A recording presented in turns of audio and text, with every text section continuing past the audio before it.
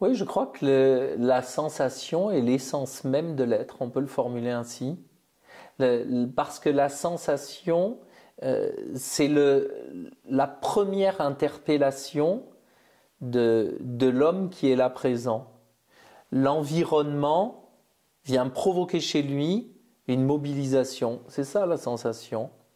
Et en ce sens, la sensation est, est première par rapport à la pensée. L'environnement nous confronte, vient nous rencontrer, nous effracter, nous mobiliser, nous solliciter, faire trace en nous.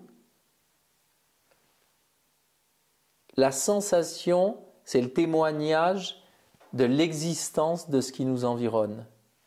Cette sensation-là, ensuite, elle est modulée, elle est transformée, elle passe de quelque chose d'archaïque, informe, à quelque chose de plus élaboré, de plus structuré.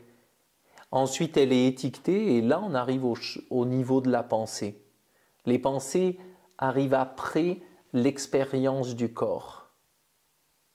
Comme les mots viennent dans le développement de l'enfant, les mots viennent après toute l'expérience sensorie-affective qu'il a pu traverser pendant de nombreuses semaines. Pourquoi la sensation est l'essence même de l'être? Parce qu'elle est unique. S'il y a quelque chose de spécifique, ce ne sont pas les mots qu'on échange, qui peuvent être similaires chez l'un, chez l'autre. Ce ne sont pas des émotions de tristesse, de joie que les uns et les autres connaissent, mais c'est vraiment cette vibration intérieure, ce tremblement intérieur qui est indicible, qui est innommable et qui pourtant caractérise qui nous sommes vraiment, comment nous réagissons, comment nous sommes troublés par ce qui nous environne et que l'on peut nommer sensation. Cela est singulier. Aucun autre homme n'est troublé de cette façon-là. Et quand bien même il serait troublé de cette façon-là, il ne peut en témoigner. Ce qui amène que le travail autour des sensations est vraiment l'occasion d'une plongée vers l'être.